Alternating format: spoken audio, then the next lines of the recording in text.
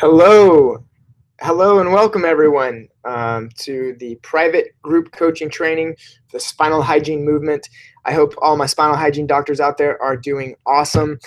And let me just say, I really appreciate you participating and being on this call or watching the replay. If you watch the replays, it's awesome.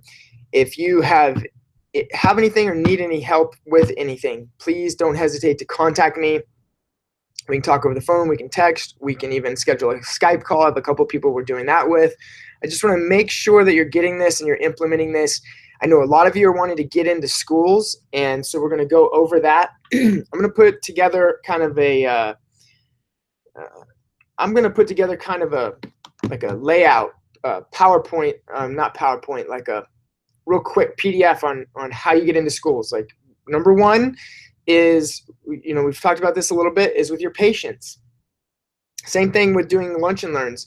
We're doing a day 3. Well, if you notice that at your day 3 or with any of your patients, if they're teachers, tell them you do spinal hygiene talks with kids and introduce them to spinal health at an earlier age. There's no one better to schedule a little class presentation with than a patient who's a teacher.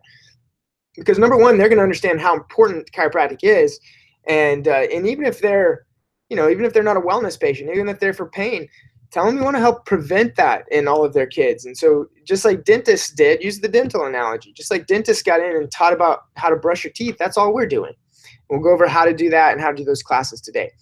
The second thing is by contacting the principal. And that's what I'm going to actually have a PDF out for you guys. I'll put in. But all you do is you call the school, you want to talk to the principal and tell them that you're doing a community outreach to educate kids about the spine and how exercises. I wouldn't say chiropractic adjustments, although we are going to educate them about subluxation and the adjustments, but I would just say how to do spinal hygiene exercises that'll keep their spine healthy. And it's a fun way for them to learn about the anatomy of the spine. And then a lot of times you can schedule an appointment meeting with the principal, and then they can actually talk to some of the teachers who would be interested in having you do a guest lecture to their classes. Now, there's going to be 2 different types of lectures. There's going to be one for, or at least what I do, is one for 3rd graders and lower, and one for 4th graders and higher. Okay, the reason why is because over the years of doing these, I have noticed if they're in 3rd grade and they're lower, boy, you just never know what is going to happen in that class. I'm telling you. That it's fun. It is a lot of fun, and but they can be crazy. So one of the questions I got last time we did this was, I'm all into it. I'm like, if you have subluxation, misalignment in your spine, and these little guys, and I had a little 3rd grader that raises his hand, and I said yes, and I thought he was going to ask this question about spinal alignment and the vertebrae and all this stuff, and he says, "What's your favorite color?" And I said, "Blue. What's your favorite color?" And he was like, "Red." And everybody just started laughing. So you have no idea what's going to happen in your classes. 3rd grade and below is a ton of fun. And then 4th grade and above, I've noticed they kind of know what they're doing. They ask really educated questions. Maybe not 4th graders, sometimes a couple of 4th or 5th graders, but most of them, even some 3rd graders, they're just spot on, man. They'll just nail you. And so it's awesome. So what I want to do in this presentation is actually go through, and like I said, we'll talk more about how to set those up. First, I want you to start with your teachers in your office. Once you've talked to all of those teachers, and I know it's summertime now, but still, talk about either, the end of this year, it might still happen, but talk about next year and set it up early. I wouldn't be calling the principals right now, but definitely want to get this prepared and have a big back-to-school drive whenever it comes August or whatever it is that school starts after the summer.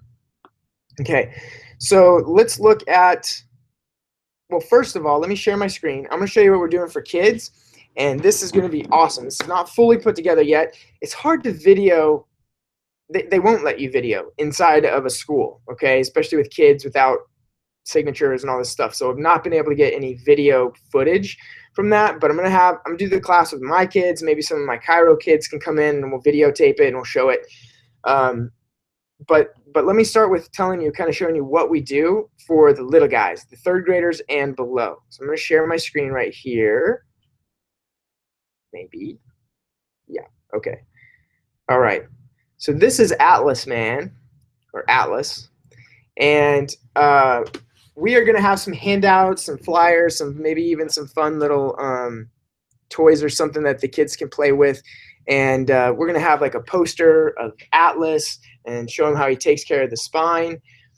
And so just be prepared for that. You can use this guy. I will actually put him in a link in the archive. I'll put this photo, the PNG and the JPG, the JPEG and the PNG file underneath this archive video so that you'll have access to this link when you need it.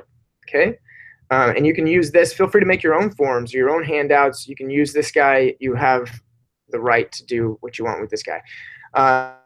Now, let me show you. This is my outline that I use for the kids under third grader, and I'll put this underneath the archive section as well, and in the members area under in-school curriculum.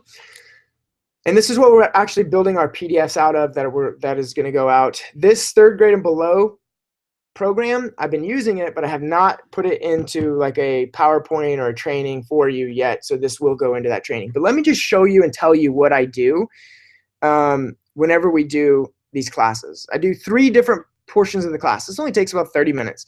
Number 1 is we introduce the spine. Number 2 is we talk about the brain and the spinal cord. And then number 3 is we talk about the teeth versus the spine. So with number 1, I just get up there and I say hello to everybody, and I'm holding the spine. I want to kind of walk them through how many vertebrae there are. I'm going to stop sharing my screen so I can show you what I'm doing here. There we go. I'm back. All right. So step 1 is introduction to the spine. I'm going to tell them, this is your spine. How many people know what a spine is, right? How many point to your spine. Show me where your spine is, you know, and everybody's like pointing their back and all this stuff and playing around. And so I'll walk around and let them kind of feel it. And I'll ask them, anybody have, or we'll introduce it. So we'll say these bones are called vertebrae. Does anybody know how many vertebrae there are in the spine? And we get all these guesses. Can somebody guess? I won't even tell them until they've given me several guesses, because it's funny. Some people will be like 4. Some people will be like 50, you know. So you're going to get numbers from all over the place. Then I would say there's 24 bones in your spine, and they're all called vertebrae. So then if there's a chalkboard, I'll go up there and I'll put neck, mid-back, low back. And I'll say, does anybody know where your neck is? And we'll point to the neck, and I'll say, this is also called your cervical spine. There's 7 vertebrae in the neck.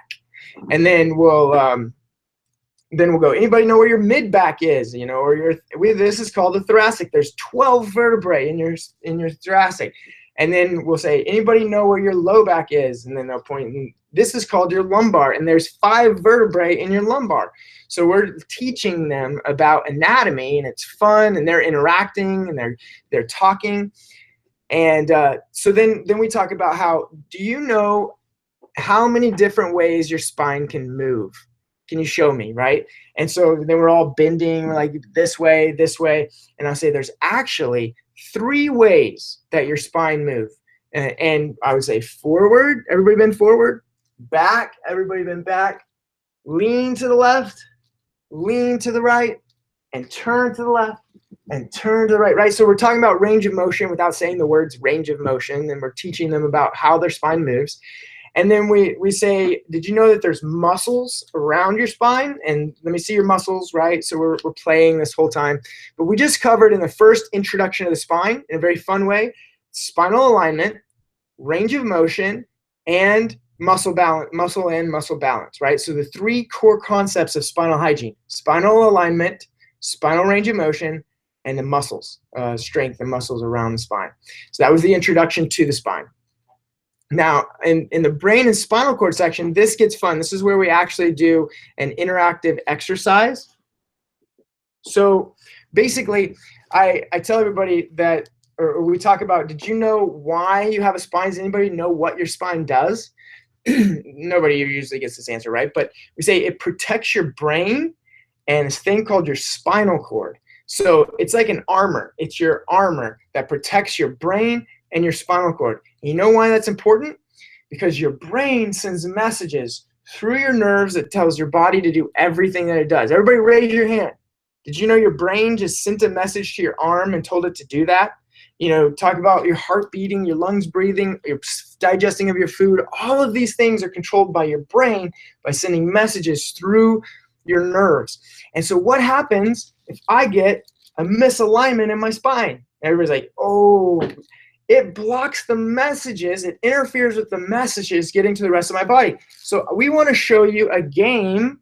We want to play a game that shows how this interferes, how a misalignment interferes with messages. All right, so what we do is I'm going to stand up.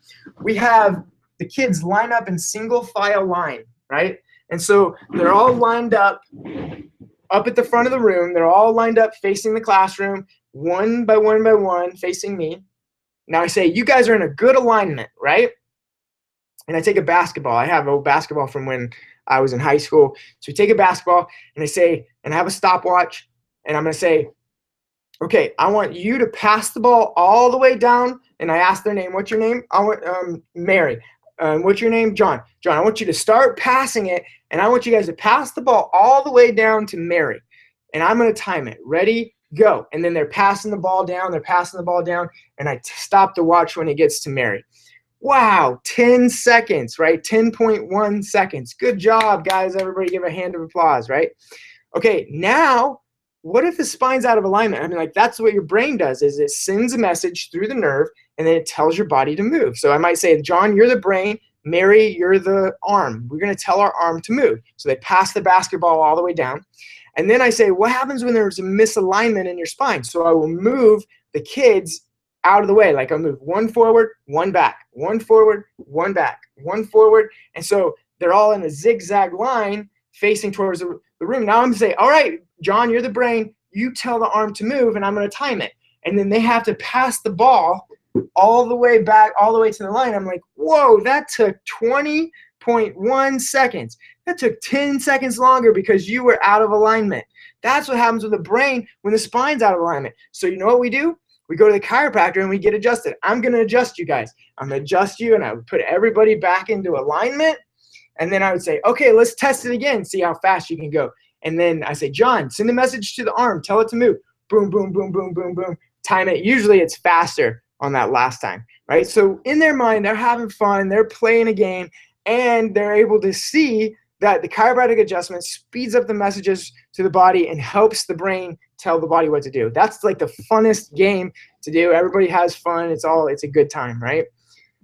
Okay, so cool. I'm working on flyers, handouts, and we're gonna have Atlas, the superhero, in those positions doing those games on the handouts that you'll use for your little classes. So it's gonna be really cool. All right, all right, I'm going to share my screen for you one last time, show you the last part of that and what we do for the classes here. Okay, so that was the brain and spinal cord. We do the number 2 there, which was we talk about how the skull and spine protects the brain and spinal cord, how a misalignment or subluxation interferes with the messages, and then we do the line game. I use a basketball because it's a really big ball. If you used a baseball, it'd be kind of small and weird. So I would use a basketball, but it's totally up to you, whatever you want to use. And then with the last part is everybody sits back down. And so we say, then we talk about, okay, I want you to raise your hand if you brush your teeth, right? And everybody raises their hand. Now I want you to raise your hand if you brush your spine. And everybody's like, no. So I was like, well, you brush your teeth to take care of your teeth. How do you take care of your spine? Anybody know? And you know, some people might actually say go to a chiropractor, which it's happened once, I think. But usually they don't know. So I'm like, well, how do you take care of your spine? And I say, well, one thing we know about the spine is it needs to be in a good alignment. So we could go to our chiropractor just like you go to your dentist, because a dentist takes care of your teeth, just like a chiropractor takes care of your spine. And what should you do on a daily basis? Because you brush your teeth every day. Well, we do a specific exercise. And let me actually stop sharing my screen here because I'm going to show you something that's kind of embarrassing, but it's fun to do. Okay. So we started a little song. We just started doing this year because I didn't do this a lot before. Before, I just took them through a range of motion. I'm like, everybody stand up, bend forward, and then bend back, and then bend to the left, and then bend to the right, and then turn to the left, and then and turn to the right, okay? So, but this year we started doing something kind of fun, which was a song that I try to sing, and I'm gonna sing it here. It's a little bit goofy, but okay. So, I do it with my kids at night before they go to bed, and they like it.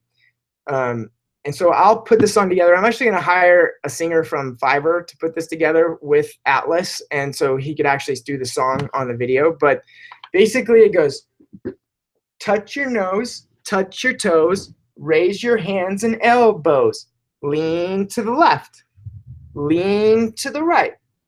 Touch your nose, touch your toes, raise your hands and elbows, turn to the left, turn to the right. We do this every night to help keep our spine right.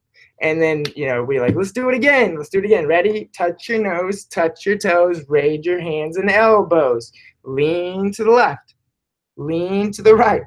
Touch your nose, touch your toes, raise your hands and elbows, turn to the left, turn to the right. We do this every night to help keep our spine right. And so you don't have to do that silly song and dance thing. But I think it's fun. And if we could teach kids to actually do it, or parents to do it with them at night before they go to sleep, it's kind of like making the range of motion exercise fun. So that's why we're trying to start implementing that and teaching that at some of these workshops. So awesome. Everybody, a round of applause for everybody. Good job. Great. You did a full class lecture in like 20 minutes, 30 minutes. So it doesn't take very long at all. It's fun. It doesn't bore the kids out, and they just have a good time. So that's the 3rd grade and under. All right. Now the 4th grade and up is a little bit more boring. So you could do this for just junior high and high school, depending on your class, right? So you could do that just for 6th grade and below, or 5th grade and below, whatever you want to do. And then when you have a group of kids that their teacher actually wants you to teach anatomy and lecture with them. And this workshop that I'm about to show you, this PowerPoint, it could be used for a patient advanced workshop. It's literally that intense, and there's that much great information on this, okay? So I'm gonna go ahead and pull up the PowerPoint. And this PowerPoint, you can find it. I'll make sure that it's under this video when I archive the video, okay? In fact, I'll send out the link to the archived video whenever I send out the email. And you'll have that below there. Let me refresh my screen here, see if there's any questions. By the way, you guys know there's a chat roll on this screen if you have any questions, right? Okay. All right, so I'm gonna share my screen here.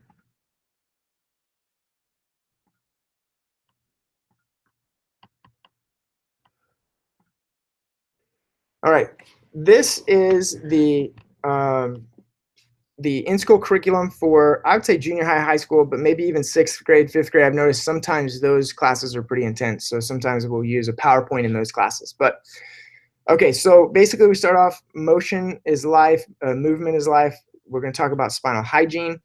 Now, I like to ask them what chiropractic is in the beginning and then ask it again at the end, because you get to see the transformation that happens in your students, which is really, really cool. So I'm up there on a chalkboard and I got to chalk out. I'm ready to write down. I'm like, all right, 30 seconds. Brainstorm a list of words or phrases that come to mind when you hear the word chiropractic. What do you think chiropractic is? And we're writing it down, right? You get some crazy stuff. Or maybe you don't get any answers at all sometimes, depending, but it's definitely not really the definition of chiropractic that you get, okay? So has anybody ever heard of the word subluxation? And most people have not. And I'm like, all right, let's guess. Is subluxation an interference to the nervous system, digestive system, immune system, or emotional system? And then we're going to talk about nervous system. That's right. A subluxation is an interference to the nervous system.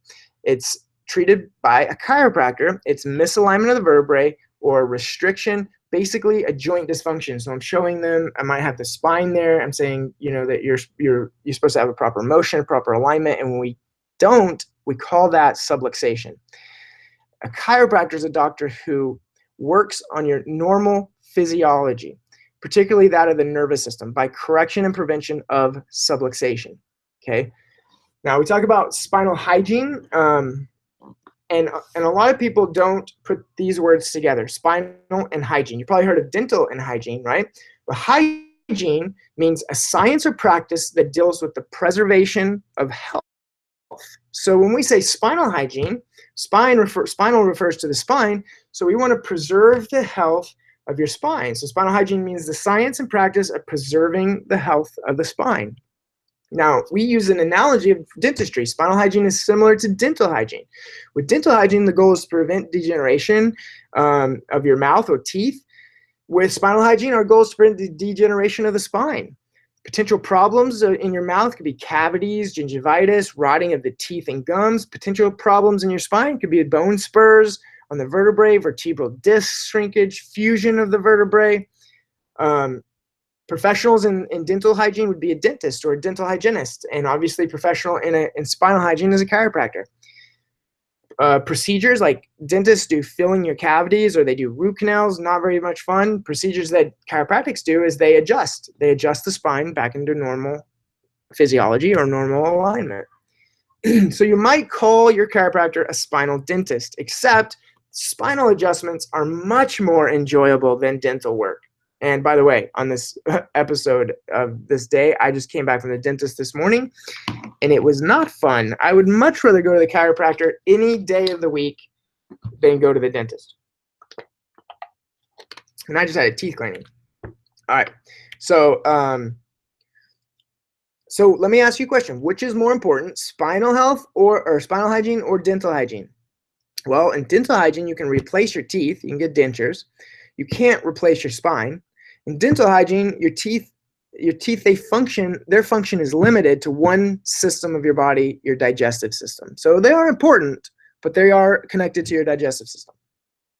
In the spine, the nerves that control and regulate every process of the body go through that vertebral column. So that's hugely important. Now, I'm not downplaying dentistry. You certainly should take care of your teeth. Your teeth are very important in your health. So definitely take care of dental hygiene. I'm just saying that spinal hygiene is important also. Let's talk about the importance of movement in the spine. Now, in physics, all matter is constantly moving. It may look still, but even solid objects are actually made up of constantly moving atoms. So in biology, a body of water that does not move is a source of bacteria, filth, and disease. Okay? Stagnant pond, imagine that. While moving water, like a river, is a rich source of healthy ecosystem. In health, our bodies are meant to move as well. Most importantly, the spine is meant to move. In fact, it should move through a full range of motion. Now, this might be where you have everybody stand up and go through the range of motion exercises, forward, back, left, right, rotation. And then have them sit down and say, you know how important this is that we have movement? A gentleman by the name of Julius Wolff, he discovered back in the 1800s that bone adapts to loads placed on it. So as loading increases, bone becomes stronger. As loading decreases, bone becomes weaker. If your spine's out of alignment, if it's not moving properly, if it's fixated, you're going to have increased load placed on those joints, and we develop spinal degeneration or arthritis. Okay, Wolff's law may explain development of bone spurs in osteoarthritis. So normal alignment of the spine or a poor alignment of the spine. Poor alignment of the spine and poor motion in your spine is going to cause arthritis to increase. So that's why we do these spinal hygiene exercises, and we do range of motion exercises every day. Now, let's start and dive deeper into the spine. So I'm telling you, this is some good anatomy. So if you have a science teacher, if you have something like that in your office, they're going to love this. Let's talk about the disc. So in between each vertebrae, that's the bones into your spine. You might go through, there's 24 bones, all of those types of things. In between each vertebrae is what we call a disc.